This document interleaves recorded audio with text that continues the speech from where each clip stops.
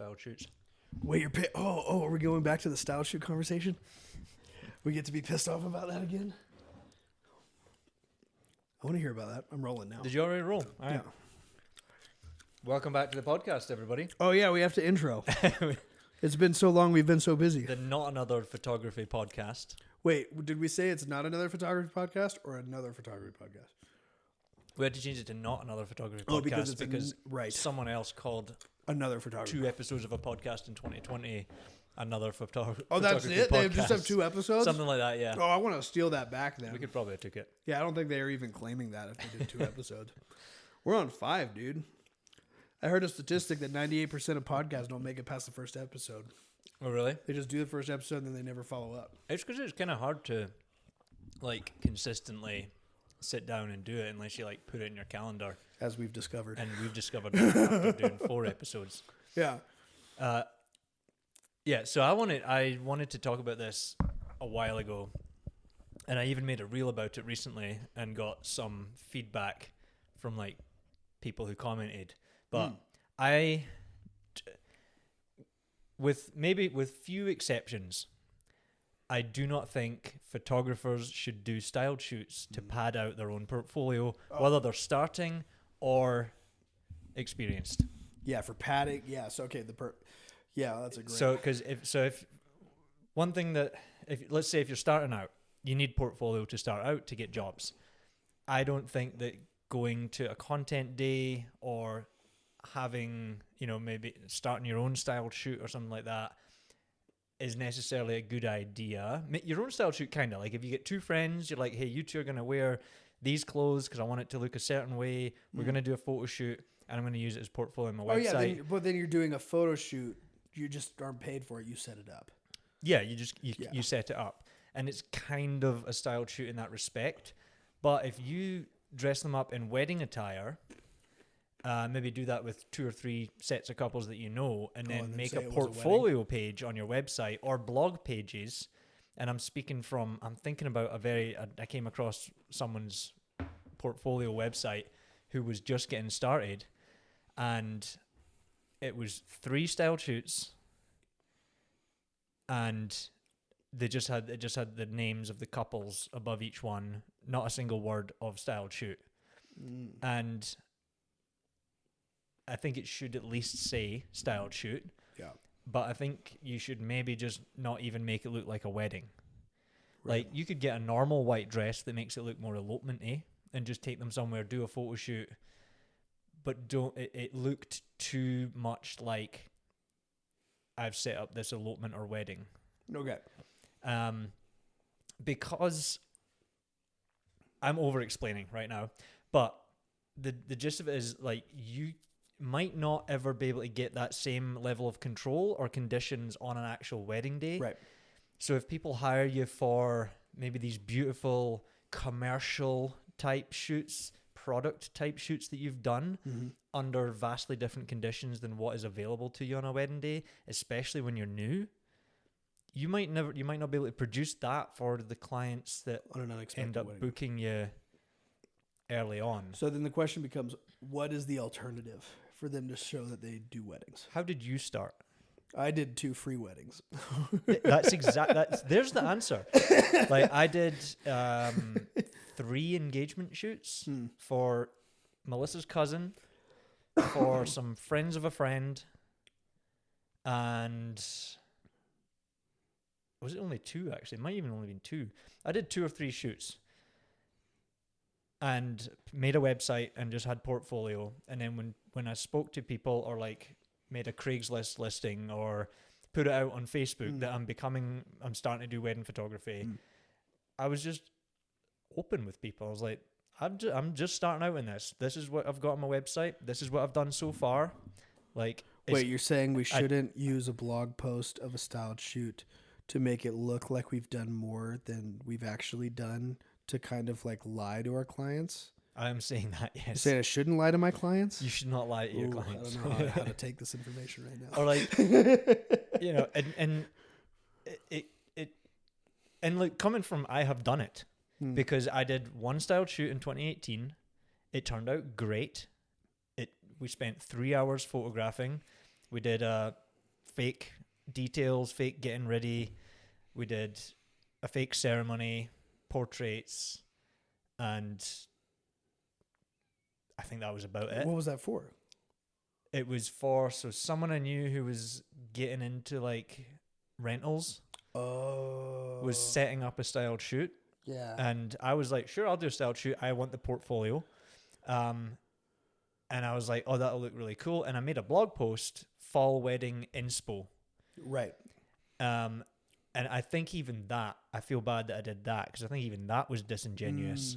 Because putting fall wedding inspo doesn't really say that it's not a wedding. Right, It's just right. like, here's some inspiration for a fall wedding. Right. And it should have been fall wedding styled shoot. And the blog copy should have said, I should have said, this styled shoot was organized by XYZ company. Absolutely. Absolutely. Yeah. These are the vendors that took part in it. And then I don't remember if what I had in the copy or even if I had copy, but then in my portfolio page, there was a couple of my favorites in there that have no mention of styled shoot. So if someone doesn't look at my blog and they look at my portfolio page and they just see them, oh, I like that one, I like that one. Yeah, I wonder how, like, how do I feel about that? Because it's like... And I go down the line, I started to think about it and I saw more and more styled shoots happening and I started to feel dirty about it. And I was like, oh, this was not... Like interesting. This did not feel like good practice. So think I have over time, one every photo. time I find a picture of it somewhere hidden on my website Uh-huh. or like down a blog post or something, I'd take it down. Right. And to be fair, I can produce pictures like that on a wedding day For now. sure. So my thought process was, if I can now produce pictures like that, why do I need to put the pretend one in there? I'll take it out and I'll use the pictures that I've produced since then as my portfolio. Versus, I have no weddings I've ever done, but I have 3 weddings on my website, and they're all styled shoots, and I say that that's my portfolio. And for a vendor, that's easy to spot. I can look at that. I looked at this photographer's styled shoot. Well, we can because we're also blog looking post. for it. Yeah. Yeah. But also, it's just like when the people are standing kind of like models and you're in one spot and there was a lot of pictures very similar in one spot. I don't know. I've seen photographers do the whole sessions where like they didn't really move and they didn't have any technique to change it up either. So it's just, okay, here you're next to each other. Here you're kissing. Over here you're piggyback riding. And over here you're kissing again. And then you're kissing again. And now you're out of focus kissing. And then now you're touching foreheads. But it all looks the same, and it's 80 photos. You know? Yeah. And well, that's kind of what it was. It was someone who's had less experience and so didn't have a whole bunch of different ways of posing people, and it was a blog post that looked like that. But you know, everybody needs to start somewhere, and I don't think it's doing style shoots. I think it's probably like getting second shoot and shooting And by gigs. start, they need to suffer a little bit. Oh, yeah. Like we need to be in the heat of the wedding. Yeah. Like I think everybody should try to assist. 100%. Yeah. Even if it's just like I offered about 25 different photographers my second shooting services when I was first starting, and I didn't understand what I was asking people to do. And that's a big deal. And eventually one of them got back to me and said, I don't need a second shooter, but I need an assistant 100%. and I will pay you. Yep. So I went for $15 an hour, 8, 10, 12 hour way days. more than I did to be an assistant. Carrying up. Yeah, she paid me actually a living wage technically at the time in 2017. Oh, 2017. Well, I And- guess 2015 I was $10 an hour. So And it's not even a living wage, to be honest. It was 1-2 days every weekend. Yeah, I don't know what living wage If I was means lucky in the summer. Either. Right. Oh, that's good. So that was like my introduction to learn how to photograph weddings. Yeah. And then if I was lucky, while I was unloading memory cards during the ceremony, she'd hand me a third camera and just be like, get a couple shots at the Let's go. back or whatever. And then during dancing, usually it was like, go practice some dance floor shots and things like that. So I got to like practice there, and I got to borrow her lenses sometimes. So when I only had a 35 and an 85, I could try her 7200 or 2470 or something like that. So I occasionally got handed, and that was like nice to like try different stuff. So how many weddings like that did you do? I worked for her for like 2 years doing that. Oh, let's go. How many weddings a year roughly? I don't know, maybe 30. Amazing. So you and I have a similar background in that respect then. Yeah, and It's I think maybe 30 might even be an overstatement, or maybe it was like 20 the first year or something. I don't remember. I was fortunate enough to have 2 photography mentors and I would assist both of them. And so I was able to do 60 to 70 weddings a year for 2 years. You know, like you did. So by the time it's like, okay, yeah, no, yeah, my blood, like, well, first off, so you did loads. That's good. Yeah. Like before I ever, like, you know, well, you know, I said I did free ones, and I did, and that was before I even met these people, you know, and then I did 3 for like $800, you know, and then I worked for these 2 mentors, and so by the time we hit that, so let's say that before that I'd never done wedding photography because I was trying to define what that meant. Like, what does the client want? What do I want? I don't even know. They don't know. So it's like, it was just kind of like feeling around in the dark kind of thing that I feel a lot of people are doing nowadays. But having mentors kind of defined, and they were radically different style mentors. So you have the dramatic and the like ultra wide angle, dramatic lighting. And then you have, her brand was literally Bella Rose Photography. So it was pretty. And, you know, sometimes light and airy, but I wouldn't have called her light and airy. There's still a lot of color and there's all these things in it, but it's like, it was 2 radically different styles. So I got to learn what both shared in common, both in style and in practice on the day of, and what differences they had, and what was both acceptable to both of them, one of them, or neither of them. And I think that was a massive... There was no better way for someone to get into the industry, I think. Yeah. And I think that's why, you know, I came out the gate swinging so hard. And like my first wedding I did as an associate of Matt McGraw over here, won an award, you know, like the first one I did. Yeah. You know, I got paid like $800, and they paid, like the client paid $1,500, you know, or whatever. And it was very, and that's the other thing is people think they need all this money immediately up front. And they won't just kind of like eat dirt for a minute, learning from someone else, being an associate shooter, making less. And I made more than that because I edited or whatever, but it's like make a third off a wedding as an associate shooter. Do that for 15, 20, 30 weddings. Yeah. And then you're a monster when you're ready. Yeah. And you had the covering of messing up if you did in those first 30 because you had somebody who was vouching for you and then kind of also, you know, keeping you on a tight leash and doing only what they think you're ready for. Yeah. Now I'm saying this, so I'm like, this is genius. This is the most genius thing. You know, it's like, because being an associate shooter, like, and then in that time also, you know, I mean, granted, like, I mean, me and my wife are living in a 450 square foot apartment, you know, as well. But you kind of do what you got to do. Yeah. You know, and you said you were making $15 an hour. I was making $10 an hour. Yeah. But I also got to edit for this guy. And so editing 30 hours a week plus weekend weddings. Nice. Yeah. Made it so that I made $14,500 my first year. Mm-hmm. And my wife worked at a bridal shop and we freaking lived for 12 months, you know? And it's easier the younger you are as well. I was 21. Yeah. You know? It's way easier then. It is. It is much easier. If you don't have kids and all that sort of stuff, no mortgage or whatever. 100%. Now, yeah, so I feel like a lot of people would be yelling at this or have just left by now because they're like, piss off, I'm going to do styled shoots. Like, I need the portfolio. This is a great way to make the portfolio. Because styled, oh my God. But, okay, so I've had people reach out to me asking for, like, second shooting gigs the same way I did. And I just haven't had the mental space to bring someone on who's learning. And I think that's fine. I think I think you have to come across the right person, the right company at the right time. To shoot someone who's second shoot. Okay. But when people are starting out, they don't realize what they're asking for because I asked everybody to second shoot. Right. So sometimes the better thing to be like is, do you need an assistant or a second shooter? And wherever level that photographer is comfortable giving to you, because maybe they're just like, yeah, I need a second shooter, or I literally need someone over my shoulder with a different angle or something. But most people don't want that. Most people need someone who's comfortable photographing groom prep and portraits and stuff without them present and know that they can do it. Think or worry about whatever. So that's why assisting is a great way to start, even though you'll be paid less and not get to photograph as much, but you'll learn a lot. But if you've got some portfolio and you've done a few weddings, I like, as soon as I moved to Colorado, I reached out to everyone saying, here's my portfolio.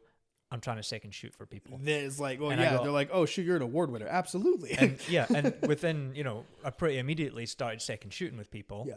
And I've worked with them since, or hired them to second shoot for me. So it went back and forth. Like us. Yeah. So I don't hire a beginner For second to shooting. second shoot because I need to not. I can't manage too much- people it is as too much well bandwidth. as well as be a photographer. Right. And that's just me, the way my brain works. The person I started with happened to have more of a business brain where she could do more things. She could shoot well, manage people, so have an assistant that she was telling what to do, and have a second photographer who knew what she was doing, but she could also manage. Like, she just had more mental capacity. Well, I would put money on her style and your style being very different. Yes, I Yeah, would say see, hers right. was more, I would say, editorial.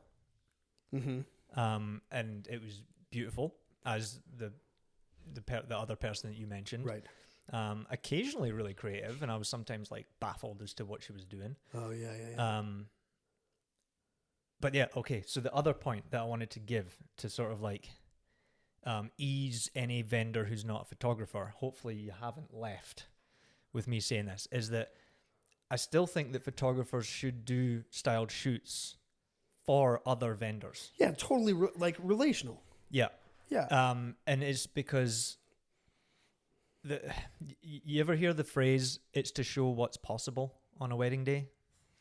Yeah. So I don't agree with that from a working photographer I agree with that from a perspective. designer standpoint. I absolutely agree with it for planners, florists, Florist, yeah. like both rental of those people are companies, usually the venues, designers. Yeah. all of anybody else who would be involved, a cake maker, like Right. anything else like that, invite printers, Right. all of these things can be photographed in a beautiful, set up, styled product photography type way, Right. so that you get perfect, beautiful shots to show on your website, because that is what is possible Right. on a wedding day. Right. For a photographer, especially if you're saying documentary style photographer, Mm-hmm. if you're saying authenticity in your website copy, if you're using the word candid a lot, Oh, right. And you have styled shoots as your main portfolio. and styled shoots are dominating some parts of your portfolio. Just remove authenticity right out of there. Yeah, it feels to me to be disingenuous. Yeah. And because and this is the thing, like, I'm not just accusing other people. I've been in that position where I did that styled shoot and I Yeah. kept the pictures around for quite a while. They were never my favorite pictures, but they were in my portfolio. Yeah. And then one day I was like, this isn't right. Like, Well- take it out and put in the best of the best that you did in a real wedding scenario, because that's what's possible. Right. Well, with how ignorant we were starting out, like, I did the 2 free weddings, and it's like, it was trying, like, oh, this is cool. Like, she's in focus and he's in the back, not in focus. Like, what do you mean that's cool? It's the things that we're not thinking about. So if we suddenly think, oh, somebody else is making everything pretty, we're definitely shooting at the best time of day. It's like, and I have no photos. Oh my God, this is my opportunity to get a portfolio. Yeah. And we're not even thinking about the problem of it being disingenuous. We're not Yeah. even thinking about, like, oh, this is not going to represent how I work under pressure, because maybe I haven't ever worked under pressure before. But we might even believe that is showing what is possible on a wedding day, because I did. Right. And I hadn't thought about it deeply. Right. And I think that's probably some of the biggest value we can bring in this conversation, along with normalize asking to assist, not second shooting. Yeah. Those are 2 massive value adds there, Yeah. but it's like, you don't know what you don't know. And if you have a mentor, or if you end up assisting someone, so you can at minimum just watch like a hawk what they're doing, why they're doing it, when they're doing it. One of the pet peeves of mine is when I have an assistant who's really wanted to be an assistant, they really want to learn, and then they're like, not paying attention. Yeah. As I'm like, literally every movement I'm making on the wedding day is full of intention and purpose and decision making. And I'm like, I'm giving you a gold mine and you're picking your nose, Yeah. or you're on your phone, which I'm like, it's fine. I'm all about it. But it's like, if there's anything in my life where I've curated down to like master decision making processes, it's like it's in the wedding context. Yeah, man. Like I feel like I could go down a different path. But as we were talking, I made a reel and a TikTok. I just posted the same thing. Oh yeah. To see what the reactions would be, and I got a few that were just like, "Yep, agreed," but all this stuff. What was the TikTok? It was just me talking about that. I don't think it was the same. Oh, thing. this whole It thing. was Yeah. this. Don't do style shoots. And one person, like, because I couldn't get all the nuance into the 3-minute video, someone's like, as a floral designer, I love a styled shoot like so much because you never know what the photos will turn out like on an actual wedding day, and I rarely have creative control of wedding day colors and floral types. Okay, that's completely fair. So the florist doesn't have control of the floral types because the client asked for something else. Right. And she doesn't have creative control because some other photographer or maybe someone else is setting up the florals. Right. And I'm like, exactly. Like exactly.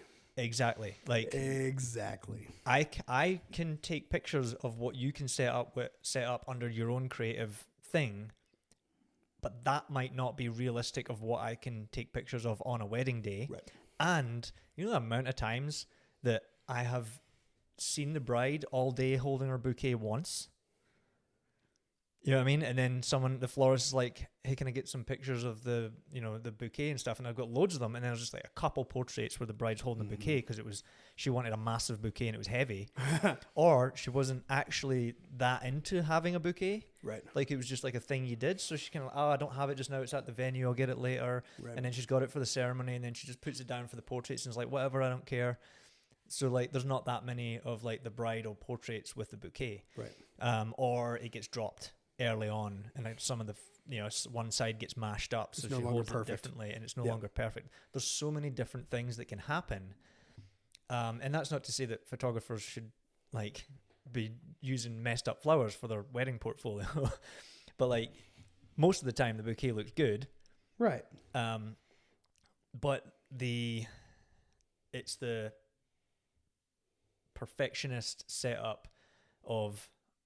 I mean, I'm getting. Well, she just said it. Rabbit hole. Yeah. Well, she just said it because it's like, well, I love it for me. Yeah, that's the whole point. And that is the point. It's not for me. It's for you. It's a product that you're handing to someone, and you're like, I could make this for you if you want. Right. And then they're like, I like that, but can you change these things? Right. It's see what I'm capable of. What they're not going to get me. pictures of that from that florist. They're getting the pictures from the photographer, so the pictures should reflect what the photographer is able to do. And in my opinion. Someone else said not ideal circumstances, which is almost always not ideal. Yeah. Someone else said, I shoot with off-camera flash at every wedding. It is possible, but definitely need to manage expectations. Not every wedding is equal, and some have more time than others. So what that's exactly what I'm saying. So this person shoots with off-camera flash at every wedding. So the styled shoot look is possible, or whatever. If they shot a styled shoot, they can do that same thing at another wedding, given the right time. Yeah. And given the right time to do it. So that means, I think what it means is I can create my own light. What do you say? Like I can problem solve in problematic situations. But what that says is it's what I can deliver on a wedding day. Mm-hmm. So I'm like, that is fine. So you don't even need to do the styled shoot. Right. If you can do that and deliver on a You're wedding immediately day, not the target problem. That's not the target problem. You're not the target demographic of the whole point of this conversation. But if you were to do a styled shoot where you did something different, and then within the constraints of a wedding day, you can't reproduce that same thing, at least for one wedding in your year or something, where you get more time and just a beautifully relaxed timeline, or when you get loads of time for stuff and perfect light all day. Yeah.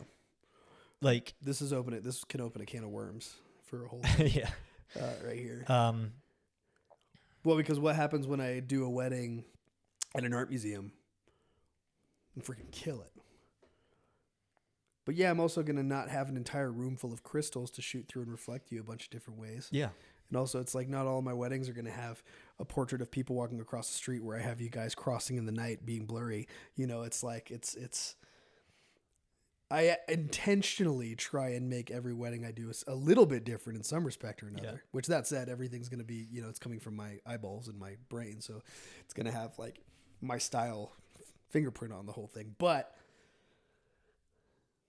is it disingenuous of us to do something different in every wedding as photographers? That's because to me that whatever the last person commented kind of creates that question. I think I see what you mean, because then you're saying like every wedding will be different. Yeah. And I think it's okay if you're like, my portfolio shows every wedding being vastly different. Right. And I think that when I talk to clients, I'm like, your wedding's going to look like your wedding. Right. My editing and my exposure and everything will look relatively consistent if you look through my portfolio.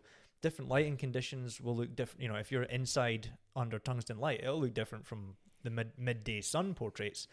But you'll see these different lighting conditions throughout my portfolio, and you'll see moments with imperfections and stuff that is what I would say is like real on a wedding day. And I like having that kind of portfolio. If your editorial style, I think it still stands like a little bit less, because maybe your editorial style weddings look a bit more like styled shoots.